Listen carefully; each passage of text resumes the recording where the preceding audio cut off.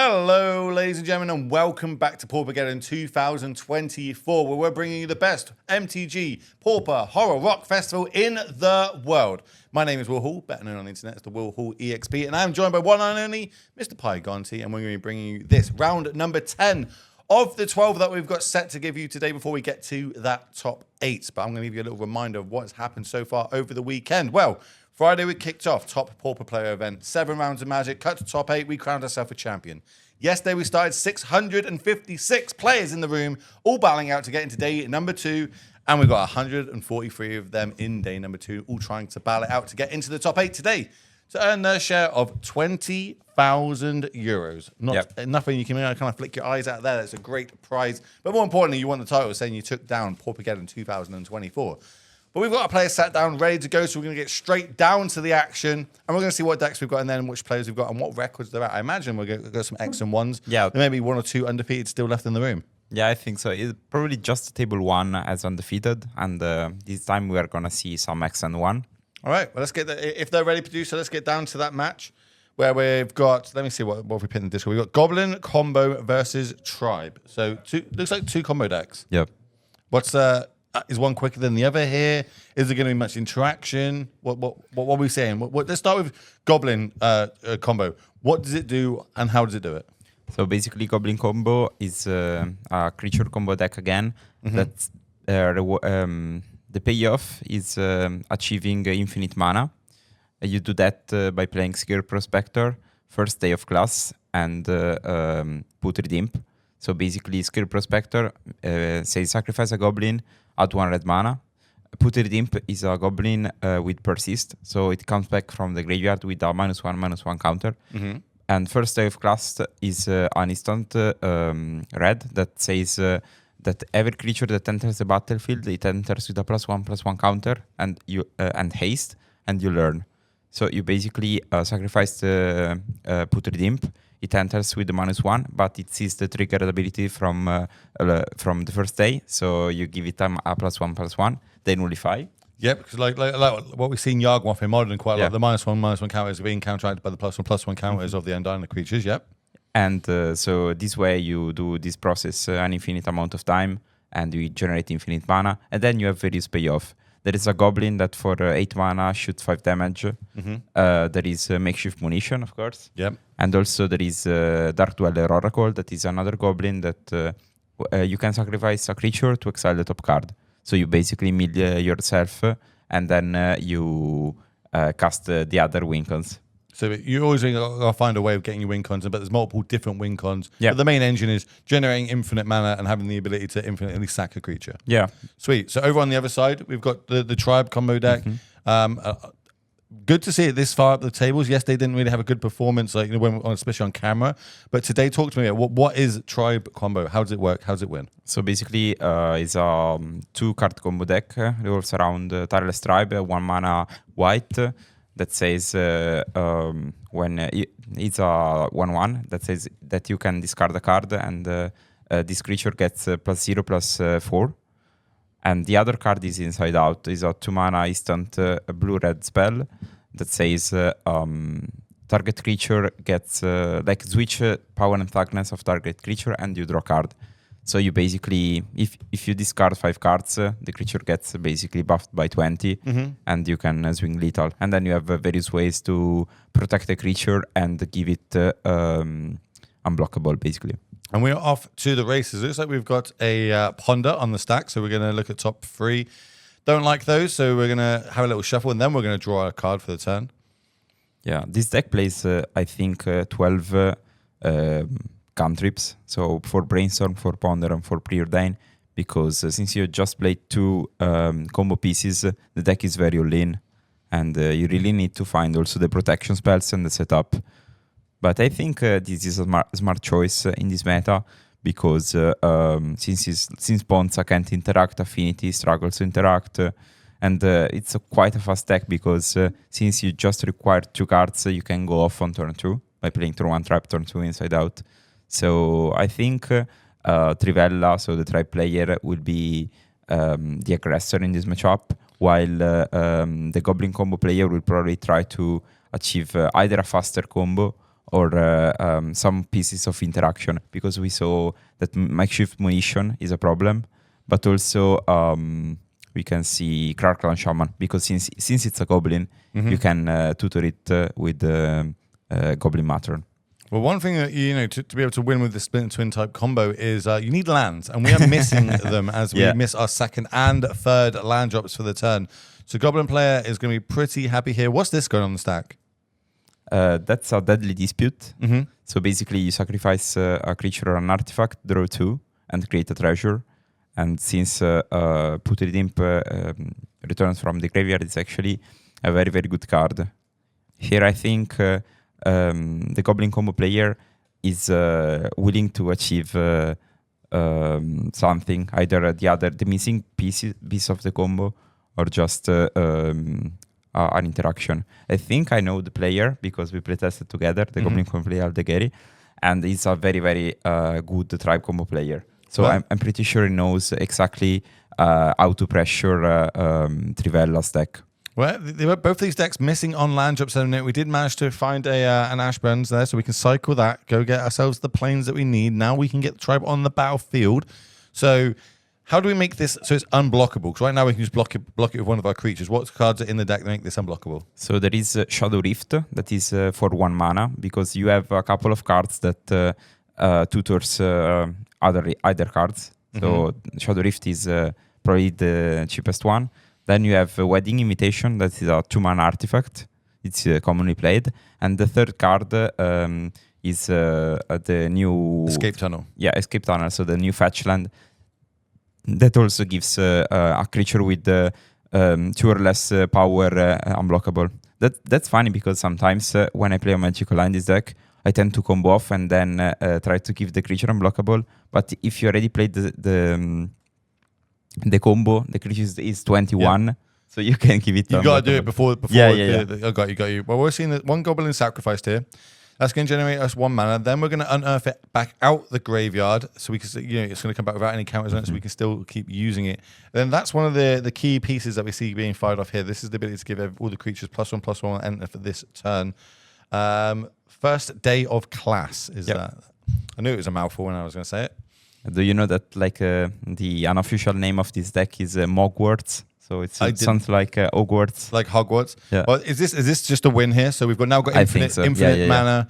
Infinite mana goes to the Matron. Matron is now going to go 2-drop the piece that we're missing. Yep. And this is just going to be game. So let's have a look at how they want to go by it. As you mentioned, there's lots of pieces. Oh, they're just showing them like, I've got this one, and I've got this one. I've got infinite mana. I've got infinite creatures. Yep. I'm going to kill you infinitely times, and that is going to be game 1. A little bit of stumbling there on our mana. Maybe Tribes would have got there if they were able to hit the second or third land drop on curve, but doesn't matter. It's fine. It's best of 3. It says games of magic after all. Both players 8-1. Really looking to lock up, that 9th and 10th victory. 10 wins. We think we'll be able to. It's a hard lock to get to top 8. Anything other than that, you're going to be in a little bit of sweat when you get to tiebreakers. So let's have a little look at the sideboards and what potentially they could be bringing in. So I'm seeing, where are we going to start? I think we've got some Dispels. Is this a matchup for it? Yes. Hydroblast? Yes. Piracy Charms? I think so, because you can kill the Prospector. Flares? No, I think that's... Oh, Flares. Flare, sorry. That's kind of it. Yeah, it is flaring. Flame Pens. Prismatic Strouts? No, I don't think so. By the way, that card is extremely hard to read the text on from where I'm sitting right now. That white and white does not work well. We need to get that one sorted, Wizards. Swirling Sandstorm. No, I think that card is a strange card. I like it, but... And Lorien's Escape. No, I don't think so. Okay, so just some of the counter magic, try and fight some of that early spell, because you imagine on the other side, red, they're going to have a lot of stuff like Hydroblasts and Pyroblasts, etc. So let's go have a little look at their sideboard. I see some Gorilla Shamans. Not a matchup for it, right? We've got some Clan Shamans. Yeah, that's... Hydroblasts. Pyroblast. Yeah. Pyroblast. Cast into Fire. Yeah, that's probably... Yeah. Is like Breath Weapon even a good thing? Yeah, here? I think I will try to board in all the things, and then at some point join my combo and kill you. Okay. So I think we have a clearly aggro versus control playing this combo mirror. Does play draw depend on if you become the aggro or the control match? I don't think so. No. So okay, so there's just going to be more tools, so they're going to sit back a little bit, kind of try and control the board state as best they can, and then, as we've seen there, when the shields are down, we can fire off our own combo and just win the game there and then. Sweet. Look really good. Look really clean. Yeah, also, we have to remember that Tribe is a 2-card combo, while Goblin combo is 3+1, because you need 3 cards and a payoff. But how easy is it? Is it easier to tutor and get those cards in the Goblin deck than it is on the Tribe? The Tribe deck feels like we've got a lot of cantrips to try and find our pieces, where the Goblin side, there's a lot of tutor effects, so they can go find their pieces. Yeah, I think I think the strength of the Goblin combo is your mid-range plan, your grindy plan is great, because you can wait, and also you play Dispute, you play Artifacts, you play Matron, you play Unearth. So you really play a lot of cards that let you dig deeper, while while you can still block, because all your creatures have a body, and I really like this part of the grindiness, because the format is so grindy that this deck can perform well. It is very grindy. I think that's what makes it like such a really cool balanced format. Is every deck has got these little micro interactions. It is death by 1,000 cuts. Combo decks, not as much, but they really need to get those turns to set up. It's very rare that someone has the perfects and can win turn 2, turn 3 in this format. It is setting up 3 turns ahead. Okay, my opponents probably do that. If they do that, I'm going to do this. If we do this, we do that. I'll counter that. I'll set this trap. And that's what I love, the complexity of Pauper in general. Something I didn't think I would get coming into this format. I thought there's no rares in it. There's none of these crazy broken busted cards. There's still crazy busted broken cards. Just the meta is shifted, so these cards are really broken. And it's really cool that Modern Horizons 3 is showing up, putting a kind of a spanner in the works, bringing a bunch of new cards that are all seeing play in main decks this weekend. But both of these 2 decks not playing any of them. No. And that also is good. Like, these decks are strong enough that they don't need the Modern Horizons 3 cards, or they're just really good metagame choices for this weekend. If everyone's turning up with Affinity, I imagine both of these decks have got good Affinity matchups. Probably I yes. it, but I think like if you play combo in Pauper, you are probably a professionist, so you are kind of geared towards the play patterns, because both decks are quite tough to be played optimally. Okay, well, we're off to the races, starting off with this Ponder. No, that's the preordain, isn't it? That's preordain, that one. So we're going to scry 2, draw a card. Like one of them, put it to the top, put it into hand, just tap, land, pass. One of the things that I looking at Pauper from the outside is it can be a lot slower. You do not have the untapped dual lands, so to speak, in this format. So you've got to rely on some of the artifacts, lands that come into play tapped, or some of even the new ones that do the deserts that do a point of damage, because they can work really well in decks where you bounce permanents back to your hand over the course of a match. You might get a free lightning bolt to the face or something along those lines. Tribe enters the battlefield though, so we could win as early as next turn if that sticks around, and we're going to see another common piece on the other side, Persist Goblins. Yeah, just needs, if he has the 2 cards that he needs to give it unblockable and switch Power and Thugness, he can just win now. Doesn't look like they do in hand right now. I think we're going to have to start using some of these cantrips and start finding these combo pieces. I do think we've got an escape tunnel, so we've got the way to give it unblockable. We're just looking for the pace to be able to go semi-infinite discarding. But can we not? Oh no, we're looking for the one that swaps it. That's it. As soon as we find the one that swaps it, we've got enough cards in hand to be able to get that one-shot damage across. Yeah. So have a little look. Also, like inside-out cycles itself. So it's not like it cycles. So you still draw a card, and this counts as still count as 1 when you are comboing off. That's better. I'm going to find stuff another basic. Imagine that's going to be the basic for the turn. Does this deck only need 1 white mana? Like once it's got white mana, every other card I'm going to find is going to be blue, or mana I'm going to get is blue. I guess it kind of depends on the build, because someone plays Squadron Oak, so you might want more white mana, and someone just plays the Tribe. Okay. 1 or 2 maximum, of course, because the white mana is quite dead, and often you want to do cantrips in your turn and hold up dispels in your opponent's turn. So it's not great, yeah. See Matron on the other side, that means we're going to get to tutor up, unless there's something like a Hydroblast hiding out here that can stop that from coming in. Because of course the ETB, we get to go tutor a Goblin and put it into our hand. I played a bit of Goblins in Modern back in the day where we used to have that, it was quite relevant with the combo deck. I do like that. But yeah, it looks like we're going to not use a Hydroblast. We're going to use the one that we can discard here, right? And it's kind of uses a mana leak effect. Yep. The amount of cards in your graveyard, your opponent has to pay X to or it is counted. And of course, we've got our discard element on the battlefield with tribes. So a little bit more cycling here, so to speak, with our cantrips. I do see a Hydroblast in hand now. Yeah, but the thing is, when you don't do your combo, you're kind of just doing cantrips. So this deck is a lot more disruptible than your opponent. Well, I'm looking at the hand there, and it looks like we've got like multiple counter spells, plus dispels, plus Hydroblast, plus the one that we just seen, the discard one. Sorry, the name slips my mind. Let me try if I can find it a second, so I don't keep calling it the discard counter spell. It is Circular Logic. Logic. Okay, I'm gonna go with Logic. Cool art on it though. Yeah. Remember yesterday when you told me that my brainstorms have got a cat on them, and I didn't even know that. All right, we got Pyroblast on the Dispel. So looks like the Goblin Combo player really wants to achieve this draw 2. But his position is always because now you have 2 tribes, so you can move to combo to combat. Block like one gets blocker, the other one passes, and then you combo off because your combo is kind of instant speed. You can inside out. The missing combo piece is an instant, so you can do it even after blockers. We still don't have it yet, though. We do have the Hydroblast, as I spoke about, in hand, and I think double counter spell plus. I think is that the escape land. I think. Well, we're going to find out together as we see Duress hit the stack. So, which one of these counter spells would you like, good sir? What's that artifact? Wedding Invitation. So basically, it gives a creature unblockable, okay, and when it enters, it draws a card. Is that scary right now? Is that the one you'd take here, or would you just take one of these other counter spells, leaving the 2? I guess it depends by the Goblin Combo hand.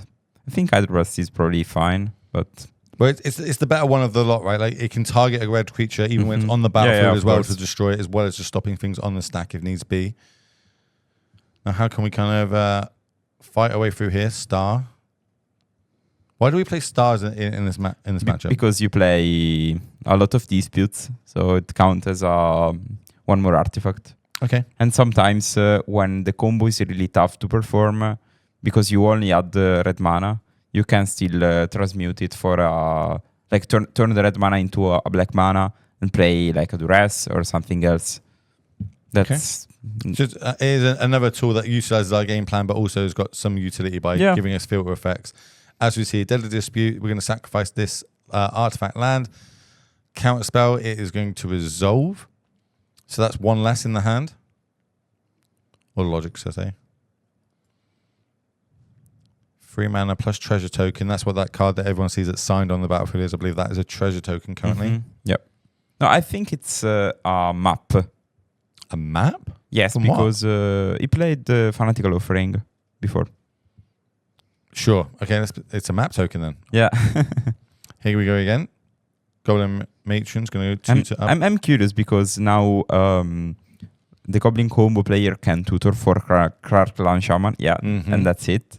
Well, we can carry it on its way down, right? Yeah, I'm not sure it's going to be played now. Yeah, in fact. Try and find a Duress or something, clear the way a little bit before we deploy that. Mm-hmm. And I'm curious if Trivella starts to attack with these tokens, with these creatures, because I think it's quite fine to start to apply pressure, because your opponent has to block, so you kind of reduce the resources. Yeah, I don't hear that. So now we've got a way of giving one of our creatures unblockable if needs be. Get another card deeper. One card we know about in hand. I think I can see another. Is that another Hydroblast in hand, maybe? Mm-hmm. Might be. There are, a full 4 copies in the sideboard, so we have to guess it, but they all came in. It's kind of a freebie, right? If you're playing blue, you play 4 copies of that card. And we're going to try it. Oh, they resolve. Yeah, I think the card is not problematic on the battlefield, because you can always save your tribes by discarding cards. But it's problematic during the combo, because when you switch the power and Thoughtness, the creature becomes like a median 1. So it's basically knowing when, like having the experience and the patience, the discipline to know when to fire it off. Yeah. And the turn we're going to go Deadly Dispute. We're going to sacrifice Maybe the matron, maybe not. But that's going to dispel to deal with that.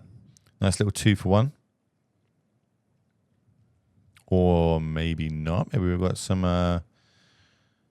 elemental blast type shenanigans about to happen. Yeah, it's Nope, we're happy for that. No pyroblast inside. So yeah, cool. You got me a 2 for 1. I get to untap. And we still know about 1 counter spell in hand, of course. Yeah. 2 mana. Ooh. Okay. That's That's pretty good, right? Especially when you got a little you 1 really toughness need creatures. to either blast these. No. Or Secular Logic it. Yeah. Logic kick. Now this is going to be this is the stack. Now we're going to Hydroblast the Pyroblast. Any response to that? Nope. So again, we win the exchange yet again over on the tribe side. But again, not many cards in hand now. If we only got 1 card, No, I think they both have 1 card. yeah, but that means if you activate this now, you're gonna be able to one-sided or sweep the board on one side, and it's a lot better for the Goblins player, I believe, than the tribal side because you've taken out 2 of their key combo pieces. Pass, turn back. I think Alderi can use the map on the Krark clan and make it basically tough to kill, because you can sacrifice a creature. Oh, once every turn, yeah. just do it 1 time this turn. Yeah. Discard 2 cards, great. In your upkeep, discard another card. Draw 2. Yeah, okay, I like that. As long as it's a map token and not a treasure token. No, I think so, because I remember offering the spell Pyroblast. Okay, we liked the card. We left it on top. Can't get a good look at what it is from the art. It might be I think it's the shadow. It's the inside out. Is it? Yeah. I didn't see that. Okay, so we got the combo. No, they still need 1. They just need the green part now, right? Or 5 extra cards in hand. Yeah, something like that. First, you have to deal with the shaman on board, I think. And the only way to deal with the shaman on board is with what, Hydroblast? Yeah, either blast or maybe prismatic if they came in. If they came in, yeah. Or even Piracy Charm if it came in, yeah. So they're basically fighting for position right now. It's like, okay, Yeah. well, I don't want to fire off what my combo before you fire off your combo, but if you fire your combo off, I've got this to respond to your combo. Well, I've got this to respond to your combo. Ichor Wellspring is going to come down. Second one's going to come down here, so that's another card deeper. And we see Spell Pierce being played by Trivella, but the card gets old pretty fast, especially in this format when the format tends to snowball. There are a lot of permanents there are a lot of spells that gives you extra mana. We see Malevolent Rumble from MH3 that gives you an extra Eldrazi. We see the Dispute giving a treasure. So it's quite easy to overcome a Pierce. Okay, we are going to sacrifice this token now. And I kind of going with the line that you said, I think here, like kind of realized that a little bit now. If we can give this a +1/+1 counter, then we can really start rinsing the hand of our opponent, or if not, the board. Yeah, as I said, like this is probably a master matchup because I trust that going 8-1 in such a long and difficult tournament with a combo deck that requires patience and knowing not only what your deck does exactly, but also your opponent's deck, and the interactions is probably like we are seeing a battle between 2 very experienced players. So we use Shadow Rift there, targeting the Shaman to obviously giving it Shadow, sure, whatever. I think we did that to try and go a card deeper in our deck. We did find a non-land spell on top of our deck, though, so the +1/+1 counter is there. That is not what we want to be seeing if we're on tribe side. That's bad news. It might. I think that line there, like obviously you pointed out like 3 or 4 turns ago, but that line right now might just be enough as we start sacrificing this Ichor Wellspring. But I think we see. Discard this. Ooh. Give this +0/+4 in response to that. Wait. We're not going to do in response. Yeah. Okay. No, I did the response discarding white out. Well, so one of them's going to live and the other one's not, is what I'm saying. Yeah. And then we pass the turn, and then in upkeep we do it again? Probably. But the only problem is you can never actually combo off because when you switch power to Darkness, then it's got the damage on the stack. Yeah. So you turn it from a 1/21 creature to a 21/1 creature, that one on the stack. So when you switch it... I mean, not on the stack, that's a boomer thing. It's on the stack. It's on the stack, and I'm not a boomer. That's the annoying thing about it. Like I've been playing in the newer era, but I'm kind of that middle ground. We need a name that's not a boomer or a zoomer. I need like I don't know. What do we call in the middle? Late boomers. 8 boomers. Late boomers. Late boomers. No. I hope not. I hope I'm not a late boomer. Chat will let us know. And now chat's called me a boomer. Break. Cheers, chat. Appreciate it. Yeah, but still, as one damage just synced, and I think our Mesmeric Fiend is also coming. Yeah, I don't really like Trivela's position right now. It really needs to draw decent. No, I'd definitely rather be on the combo goblin side in this exchange. I think they've played it really well, played it really masterfully. But well, now I'm not sure I agree with this move, because I would just have sacrificed the land, the artifact land. Mm-hmm. So Mesmeric Fiend dies, and you never get back the card. Yeah, so unless of course he's coming off. If you're coming off, you're right. Yeah, you're just seeing, is the coast clear? It is, right. Here's my combo. So just to put everybody at home one more time, talk to me through the combo. How are we now generating infinite mana? So, first day of class, and put rid the goblin. The creature, you can sacrifice it. It enters with a -1 and a +1 counter. Mm-hmm. The counter nullifies, so it's basically a 2/2 coming, and you can sacrifice an infinite amount of time to generate mana, similarly to Yawgmoth. Yep. And then when you have infinite mana, you can try to dig to what you need. So munition, or the Oracle that exiled the whole deck, or any other win cons. Like everyone has something different sometimes. I think this list is clean because it only plays munition. Well, last time going to take down the game, winning 2-0. Goblins combo taking down Tribe combo. We've seen there just how efficient and mid-rangey that can be. As you said, it can transition to what it needs to be in the matchup, and what it needed to be was the Vixer taking it down 2-0. So we're going to head back to the booth and see if we can find ourselves another feature match. Production's already on it. Is it meant to go like that? Would you say that Tribe was actually meant to run away with the game? Like, they play spell pierces, right? They don't want the game to go long. They want to be winning turn 2, turn 3, but just Goblins having it on the other side, being able to combo, stabilize, and then threaten their combo and literally firing off on the right turns. Is hand disruption key in this matchup?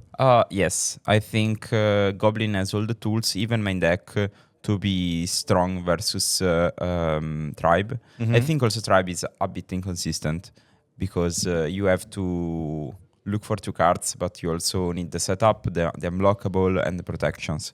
So sometimes it's tough. And I think game 1 was a bit strange, because it ended on turn 4.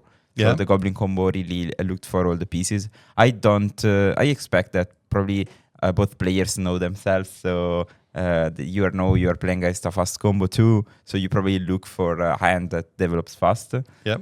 And but I think game 2 is what I expect to match grindy. To look like. Same sort of grinding with discard spell, pyroblast, removals, Crackle Shaman, blockers. So I think it's not a great matchup for the Tribe. All right, it looks like we have found ourselves a backup feature match, so we're going to try and move them across so we can give you some more amazing action. I'm actually going to look, 2 copies of Dress in the main deck as well for these Goblin decks. If let's say after today, we see Goblin combo in the top 8, let's say we see 2 copies, that everyone starts picking that deck up. What's a bad matchup for it? What really preys on these combo decks? I think, that's I'm not 100% sure, because I think you need to put pressure. So you should probably play something like Boros. The synthesizers type decks, okay. Or I think even Mono Red is a good matchup versus Goblin. So any deck that has a quick clock, or anything that plays a lot of removals, of course. Like, I remember when I was playing Black-Green, I played it in the previous Geddon. The Goblin matchup felt good, because you had removal, then initiative, and then you win in 3 turns. We're still holding up removals. So Snuff Out, Cast Down, Defile.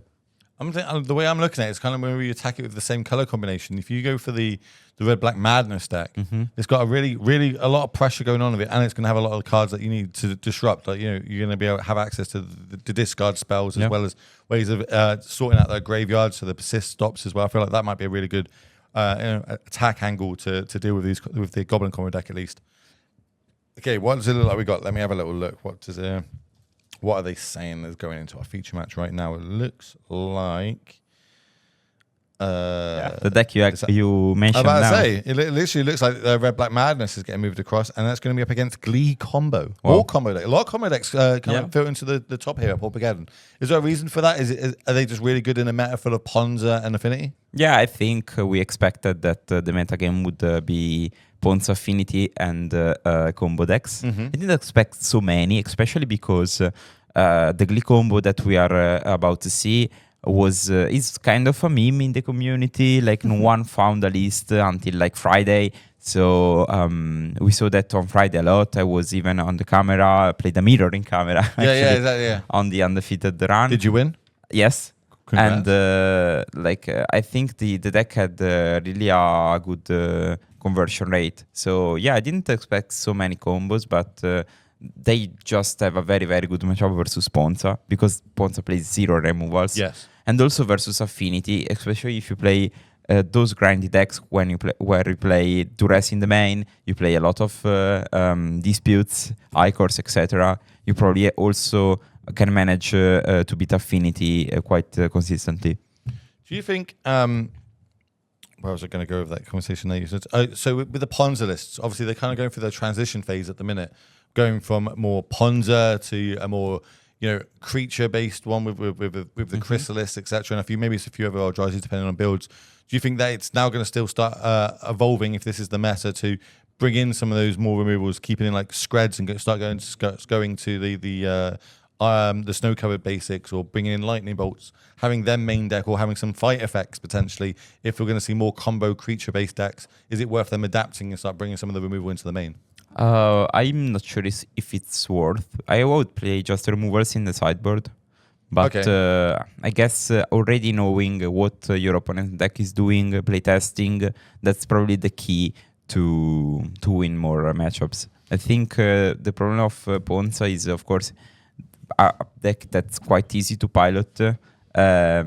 Whoa, come on. No, wait. It's easy to get first steps, but it's probably tough to master. Yes. It's easy to pick up, but harder to master. Yeah, because I think the mulligan rule and the cards you have to put on the bottom, what you do with your rumbles, etc. Those are not easy things, because you have to figure out the damages and what your opponent is interacting. So I think it's probably a matter of time, and then we will see more Ponza reactive to the meta.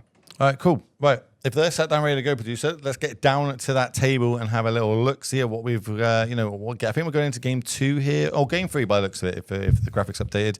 Both players 7, 1, and 1, so that's 1 loss and 1 draw, but 7 wins.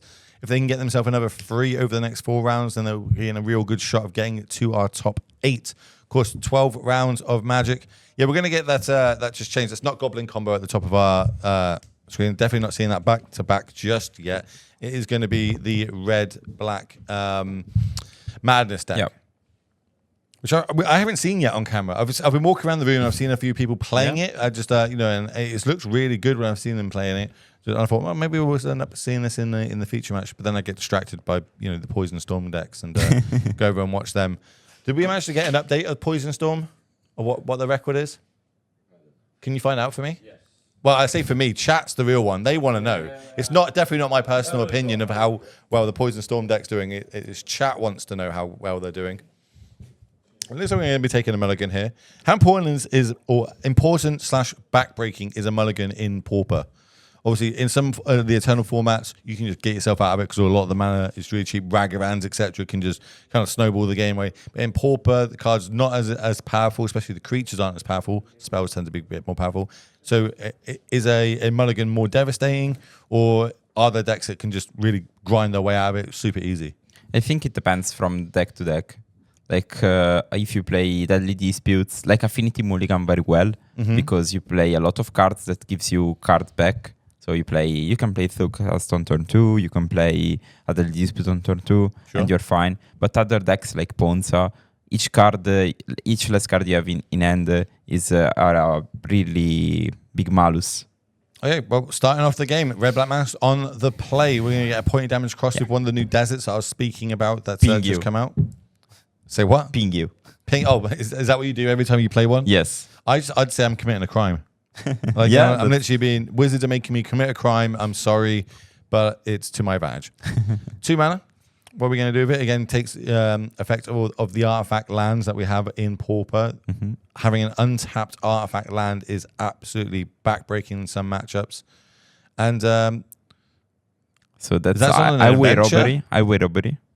Highway robbery. So that's the one where we can discard draw 2? Yes, and he casted with the plot. The plot mechanic, yes. Which is it's cool to see that mechanic showing up now in Pauper. Obviously, making some nice waves over in Modern. Definitely a few in Standard. Haven't seen it too much in Pauper yet, but that's because I don't watch too much. I think that's the only card played in Pauper. But chat maybe knows better than me. What are the other cards with plot that you can play in Pauper? Slickshaw, this. I'm sure chat will let us know, but here we go. We're off to the races. So we're going to be doing, we're going to hard cast this for our turn. So this is going to be the card we discard. 1 black mana. That means we're going to be draining 3 life, gaining 3 life. And now we get to draw another 2. Still got a land drop for the turn. We're looking to add some creatures to the battlefield. Like we want that consistent threat of damage ticking over every single turn. So before this combat can go, maybe we're keeping some of the burn spells in hand though, to point out the creatures. Like you said, you know, if you can keep creatures off the battlefield, they can't combo. Yeah, I think the Red Black Mantis deck plays an amount of Galvanic Blast because, of course, 4 damage for 1 mana, but also it's a very strong removal spell versus Glee combo. So I think the matchup should be easy for Red Black if he sees removals consistently. Okay, we see the star being cracks there with the 1 mana left floating, plus the 1 mana from the map. That's going to be used to cast the Ichor Wellspring, and then we're going to be playing our own. I think is that the gain life one? I think that's the one that ETBs you gain 1 life. So the opposite of committing a murder. Maybe we call that one committing charity. I don't know. You're doing charity of that one, gaining yourself 1 life here, but we pass the turn back. 3 mana open.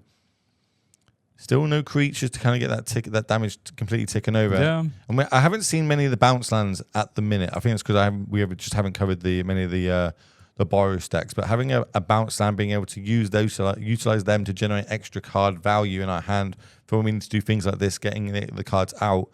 So this is going to be a discard. 3 more points of damage going across, 3 more gained. I think... wow, now this deck tapped out. So the Glee combo can... I think it needs 1 more mana to tap out to win on spot. So what you need 5 mana to win in 1 turn? Yes. Okay. Or a creature that can sack itself on the battlefield already. We do not have that, but we do have our 4th land drop. That comes the forest. It's a pretty nice looking forest as well. And that's step 1 of the combo. And just passing the turn back. Are there any ways to protect our creatures in this deck? Yeah, I think the green black creature deck tends to have to play a lot of protection spells. Yeah, we see Snakeskin Veil, Time Safekeeping, and also some discard spells. So I imagine that those are the cards currently in Fiorenza's hand. Normally when we play a creature with flash, we can play at any sort of turn, but Madness lets us get around that as well, right? We can Madness end the turn, potentially put a creature in the battlefield that doesn't have flash. Yeah. One of the big powers of this deck that you can utilize. Here's actually what we're going to see one of them now. So end the turn, we're going to discard a card, draw 2. We're going to pay the Madness cost, get the 2/2 flyer on the battlefield. But this one does have haste. So we're going to be turning it sideways. 2 damage coming across, dropping down to 12. Yep. And we're very much doing a death by 1,000 cuts at this point. We're always leaving something that we can do end of turn if needs be. But if we can't get that creature off the battlefield, we could just be dead this next turn. This adapt is interesting. Yeah, utility response. Yeah. So I imagine that we've got. Do you reckon we've got the combo here? 5th land drop straight into combo. Probably. I'm not sure though. Otherwise, why would there be a reason to do it? You know what I mean? We almost tried to bait their end of turn, so now we've got free reign this turn to go for the combo. Here's step 1. Step 2. And activate it. So now talk to me about what's happening right now. What combo is are we witnessing? So basically, once you have Glee enchanted with the Brood Scale, yep, you sacrifice a token add one counter. Since you added one counter, you create a token. Then you sacrifice the token and do it again. So the creature is an infinite basically. And now there are a couple of cards that lets you win on spot. So there is a card similar to that Weller Oracle that lets you mill your whole deck, and then you have a win con from the graveyard. Otherwise, there is I think there are many win cons that. But it's got to be in hand. There's no way to go to and find them. We see the Deadly Dispute on the Ica Wellspring. That's going to give us 3 more cards in hand. Generate the treasure token. So mana right now not an issue. We just need to find one of those cards that you mentioned to win the game this turn, because it does not have haste. It was played on this turn. If it lived, from last turn, then this would just be we can just turn it sideways to get combat damage across. But here comes another deadly. That's not a deadly. It's one like a deadly dispute. We draw 2. Fanatical Offering. Thank you. Map token's going to be generated from this also, one. I think. No, it did he play the land? Yes. Yeah. We played land this turn, so we played the swamp, I believe. And now we're going to use the map token. I think is with that direction. Yeah, because I think that creature needs another +1/+1 counter. Why not? It finds the +1/+1 counter. But are we missing green mana now? Yeah. Is there any ways to generate any extra mana besides colors? Like, how do we utilize colors right now? Is it only by playing artifact rocks and cycling them? Chromatic Star, and I think someone plays Jack-o'-lantern in the deck. That is a card that lets you, from the graveyard, you can pay 1 mana and that 1 mana of any color. Well, we pass the turn back. Currently, if we've got 10 points of damage in the hand, we will win the game this turn. If not, we could be in for some trouble. This is game 3, of course, of round number 10. A win for both these players gives them the hope, the chance of getting into top 8. A loss at this round with the draw might knock you out of it. I think you are 100% out of the top 8. Yeah, you're going to have to start looking at top 16 prizes at that point. And neither of these two players want this, especially battling out for so much magic that we've seen over these 2 days. We're actually in round 3 of day 3 of all the magic we've seen. We did kick off on Friday with the top Pauper League. We crowned ourselves a top Pauper player. And then yesterday we started off Damnation. This is day 2 of it. Think old GP style events. This is what we're trying to bring you here at Damnation. PauperGeddon. And I say we've got Damnation coming up later on next year. So make sure you stick around on the socials if you want to take part in that. That's a huge legacy event. Because of course, Boose MTG, that logo you see there above us, they're the TO of this. They love eternal formats and they love putting on events for things we don't utilize too often. Are we seeing 10 damage this turn? This is 6 damage. That's half the life total. Can we get another 4? Galvanic Blast. Do we have enough artifacts? 1, 2, 3. We do have 3 artifacts. We tap in. Galvanic Blast. That's Xaxes. That is that. We had the win next turn, but we see Red Black Madness taking it down at a clutch turn. That looked really cool. I told you how cool that deck was going to look, and it fired off there and managed to get the W. Congrats to them. Yeah, I didn't expect it. I think I was already cheating for the... Well, they were sat there. They weren't doing much for a couple of turns. Right? They were sat there in the hand. They were just turning the wheels, getting a little bit of chip damage in here and there. They had the kill spell on a certain turn, and maybe they worked out, okay, you might not be able to kill me exactly next turn, but I'm willing to take that risk. I'll fire my removal spell, get your creature off the battlefield. You have to have land plus the full combo in your hand for me to lose the game. If you've got it, sure, I'll take it. If not, if I can untap, I've got all these cards in my hand. Maybe I just needed one more kill spell, one more land, one more discard, and I'll be able to win the game there and then. And we saw it in absolutely great fashion. Great to see here on our live stream.